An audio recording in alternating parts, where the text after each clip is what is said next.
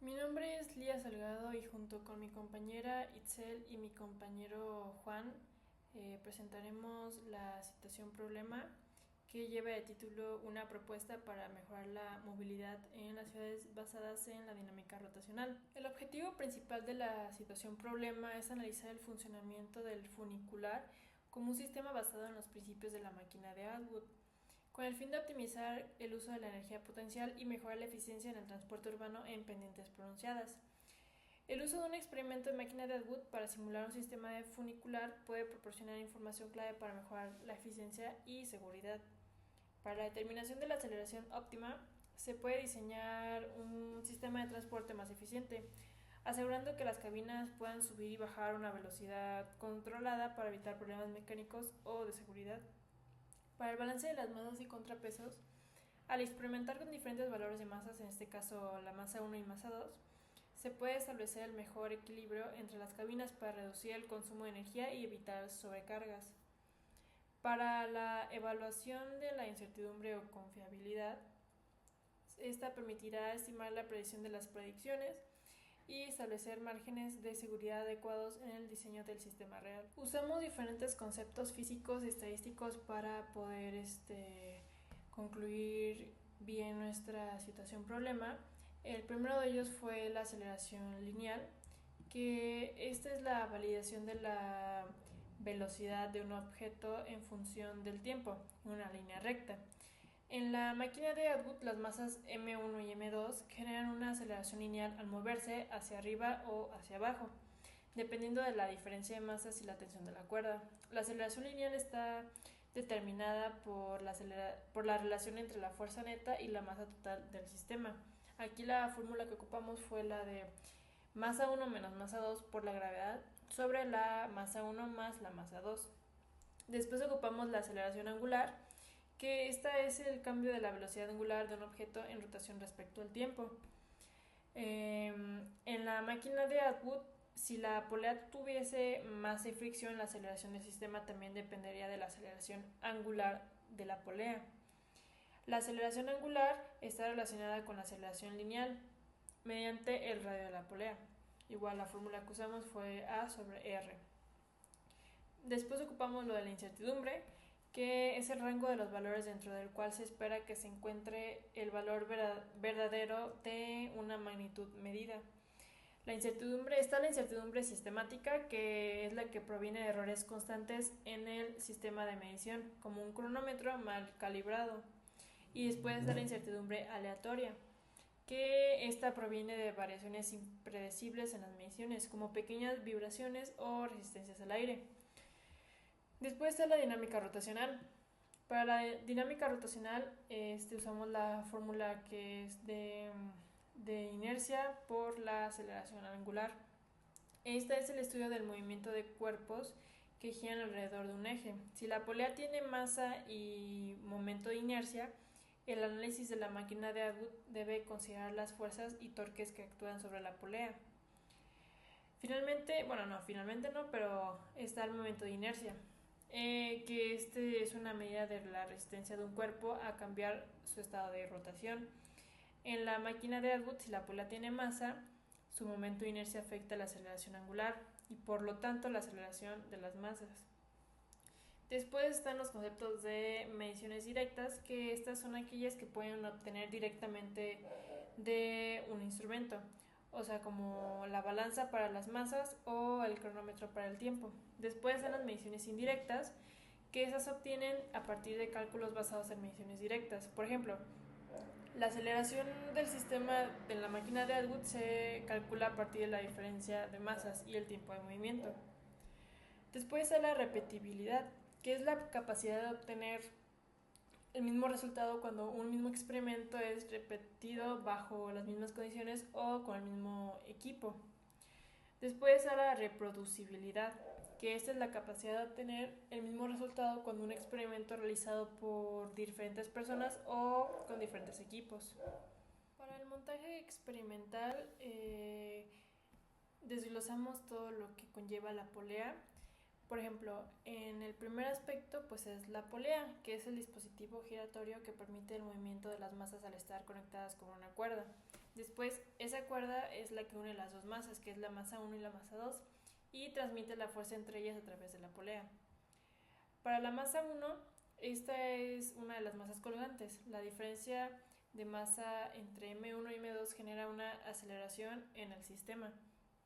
Para la masa 2, esta pues sería la segunda masa colgante que junto con la masa 1 determina la aceleración del sistema. Después está el soporte, que es la estructura fija que sostiene la polea en una posición para permitir el movimiento de las masas. Después está la gravedad, que pues se sabe que es el valor de 9.81 metros sobre segundos al cuadrado, que es la fuerza gravitacional que actúa sobre las masas, responsable de la aceleración del sistema. Después está la balanza, que sirve para medir las masas M1 y M2, el cronómetro, que se usó para medir el tiempo que tarda el sistema en moverse, para calcular la aceleración. La regla o la cinta métrica se usó para medir la distancia recorrida por las masas, el desplazamiento en este caso, y por último el dinamómetro, que pues fue opcional para que es el que sirve para medir la tensión de las cuerdas. Bueno, para nuestra análisis físico y estadístico, la tabla 6 en nuestro Excel pues compara la aceleración teórica y la experimental para ver qué tanto coinciden. Muestra la aceleración calculada con fórmulas, con la fórmula de aceleración teórica y pues lo que obtenemos con las mediciones del experimento, que son la de aceleración experimental, y eso concluimos para sacar el porcentaje de error, que indica pues qué tan lejos está el valor el valor medido del esperado. Entonces, si el error es alto, puede pues, ser por imprecisiones al medir el tiempo, fricción o en la polea, hasta pequeños errores pues, que cometemos como humanos. Básicamente esta tabla pues ayuda a evaluar qué tan bien salió el experimento. Vamos con la parte de discusión física. Las masas colgantes tienen movimiento acelerado debido pues, a la diferencia de masas que genera una fuerza neta en el sistema. La aceleración es constante siempre que la diferencia de masas y la tensión de la cuerda pues permanezcan constantes. Si el radio de la polea aumenta, la aceleración lineal va a disminuir porque parte de la energía se usaría para vencer el momento de inercia.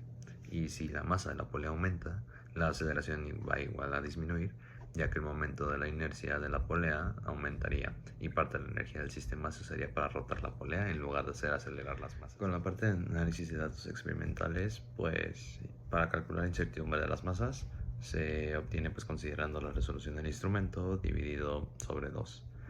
Para calcular la incertidumbre de la aceleración teórica se calcula pues aplicando la ley de propagación de incertidumbre en la ecuación de la aceleración teórica, tomando en cuenta pues, la incertidumbre en las masas, la polea y su radio.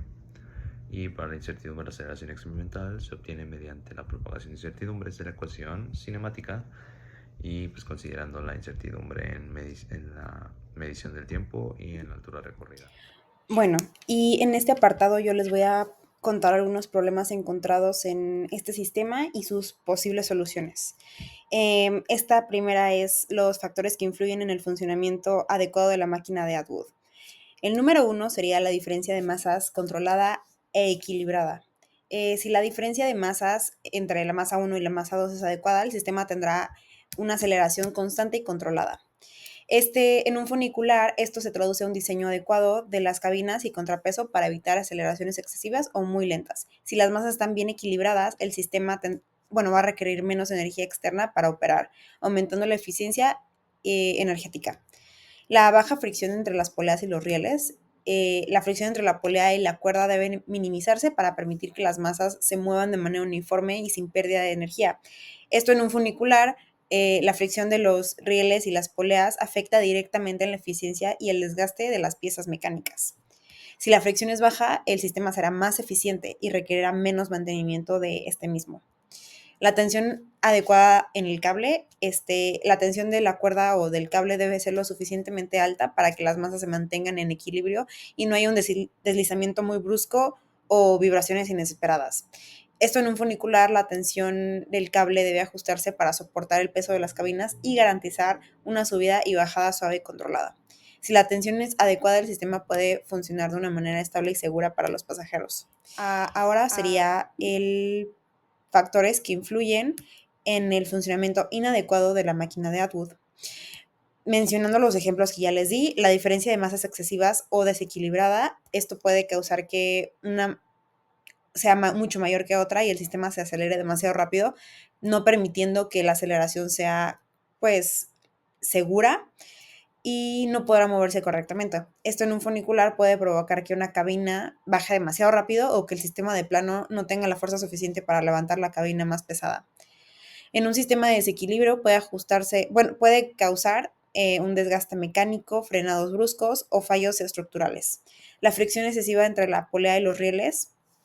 Si la fricción es alta, parte de la energía del sistema se perderá, haciendo que el movimiento sea más lento y desigual.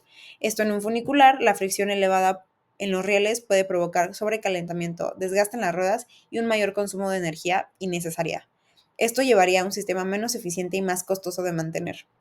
Y la tensión insuficiente en el cable, esto significa que si la tensión de la cuerda es muy baja, las masas pueden deslizarse o de plano no moverse correctamente. Si la tensión es demasiado alta, la cuerda o el cable pueden romperse o sufrir daños estructurales. En un funicular, una tensión incorrecta podría llevar a una desconexión del cable o un deslizamiento incontrolado en las cabinas, poniendo en riesgo la vida de los pasajeros que están dentro de ellas. Como conclusión final, puedo decir que este experimento me resultó bastante interesante al ver cómo factores como la fricción y la precisión en las mediciones pueden afectar los resultados, lo que demuestra que en la vida real siempre hay errores e incertidumbres que se deben de considerar.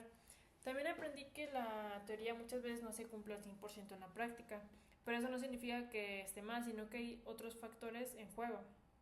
Además, ese tipo de análisis me hizo darme cuenta de la importancia de medir bien los datos y reducir errores, algo que pues considero que puede ser muy útil en cualquier área de la ingeniería. En mi caso, por ejemplo, soy ITC, que es la carrera de Ingeniería en Tecnologías Computacionales. Esto me sirve porque en programación y análisis de datos es fundamental entender cómo funcionan los sistemas, cómo se pueden optimizar y cómo se pueden hacer simulaciones o modelos más precisos. También me hizo darme cuenta que hay una relación entre la física y la computación, ya que muchos principios que vimos aquí se pueden aplicar en simulaciones, en robótica o incluso en el desarrollo de software. Y bueno, como parte de mi conclusión, el experimento de la máquina de Atwood me ayudó muchísimo a poder entender más de una manera práctica las leyes de Newton, en específico la segunda ley de Newton y los principios de dinámica rotacional. A través de la comparación entre resultados teóricos y experimentales, pudimos analizar cómo factores como la fricción, la tensión en la cuerda y las diferentes masas afectan el comportamiento del sistema, que se ven directamente involucrados. O sea, uno no puede coexistir sin que el otro se vea afectado. Algunas propuestas para mejorar el ascenso y descenso de las masas a través de una polea es que si la polea empieza con rodamientos de bolas o recubrimientos de materiales de baja fricción como el teflón, se reducirá la resistencia en movimiento y aumentará la eficiencia del sistema. Poleas de mayor radio como con materiales ligeros, aumenta el radio de la polea y reduce la aceleración angular, y esto proporciona un control más preciso sobre el movimiento de masas.